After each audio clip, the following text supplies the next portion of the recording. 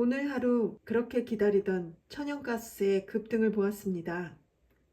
천연가스 ETN 불기둥이라는 기사의 내용을 살펴보니 러시아 우크라이나 전쟁 격화와 함께 천연가스가 상승세다 라고 하는데, 마치 전쟁이 천연가스 가격에 큰 영향을 끼치고 있는 듯한 문구인데요.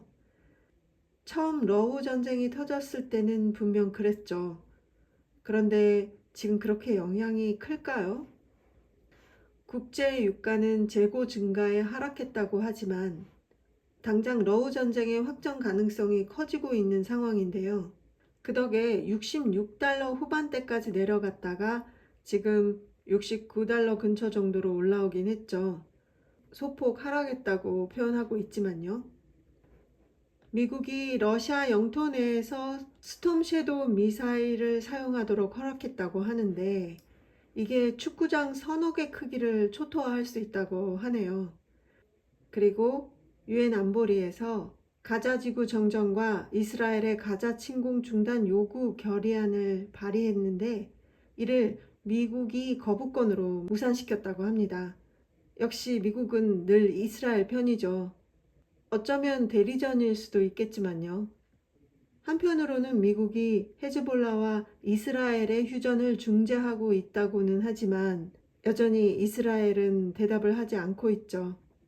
이런 상황을 봤을 때 저는 한 번은 더 유가가 70달러를 넘어서는 순간이 있을 거라고 생각하고 있습니다. 그리고 천연가스 급등에 대한 분석이 모처럼 제대로 나왔네요. 생산 감소와 수요 기대가 맞물리며 타이트한 겨울 수급 베팅이 빠르게 늘어난 결과라고 합니다. 날씨 예보도 꾸준하게 천연가스 수요에 우호적으로 바뀌고 있다고 하고요. 신규 수출항인 플레이크 마인즈에서 지속적인 수출 물량을 유지한 점도 긍정적으로 영향을 끼쳤군요. 프리포트항에만 의지했던 것으로 아는데, 그렇다면 당분간은 프리포트항의 수출 중단 걱정은 좀 덜 수 있을까요?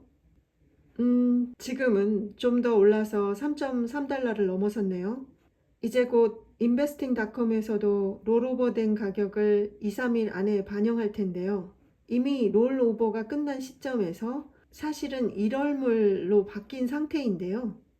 이 가격이 갑자기 내일 반영될 수도 있어서, 만약에 내일 3.5달러 정도 된다고 했을 때 그 가격이 어쩌면 오르지 않은 걸 수도 있다는 점을 유의해야겠어요. 늘 반영하는 날짜가 좀 들쑥날쑥해서 아직까지 저도 정확한 시기는 모르거든요.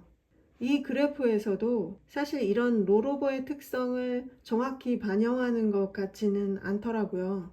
그래서 제가 늘 3.5달러를 넘어줬으면 좋겠다 라고 말하지만, 실질적으로는 3.8달러 정도는 넘어서야 제가 원했던 가격대에 오지 않을까라고 추정하고 있습니다. WTI는 오늘 오전에는 68달러대 정도였었는데 다시 69달러대를 회복했네요. 저는 이미 한번 66달러대 WTI가 왔을 때 조금 욕심부리다가 WTI 레버리지에 진입을 못했었죠. 진입했다면 아마도 69달러대 정도에서 정리했을 것 같아요.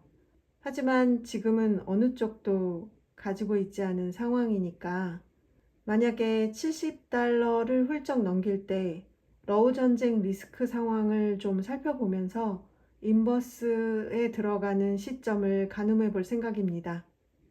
만약에 어떤 이유로 다시 66달러대에 진입한다면 WTI 레버리지를 매수하고요. 사실 지금 WTI 레버리지의 보조 지표들을 참고해 봤을 때 유가가 조금 더 오를 수 있어 보이기는 합니다만 알 수 없죠. 지표는 참고만 해야죠. 그리고 천연가스 레버리지는 오랜만에 힘차게 올라가줘서 기분이 아주 좋습니다. 오르는 김에 제가 기다리고 있는 3.5달러 또는 3.8달러까지 넘어줬으면 더 좋겠어요. 그런데 오늘 천연가스 인버스를 보니까 엔벨로프 하한선을 터치했더라고요. 그래서 이번에는 과감하게, 그러나 아주 조금 매수를 해봤거든요. 모처럼 해봤더니 엔벨로프를 뚫고 더 크게 하락하는 모습을 보여주고는 있습니다. 어느 쪽이든 다 좀 크게 움직여줬으면 좋겠네요. 오늘은 여기까지.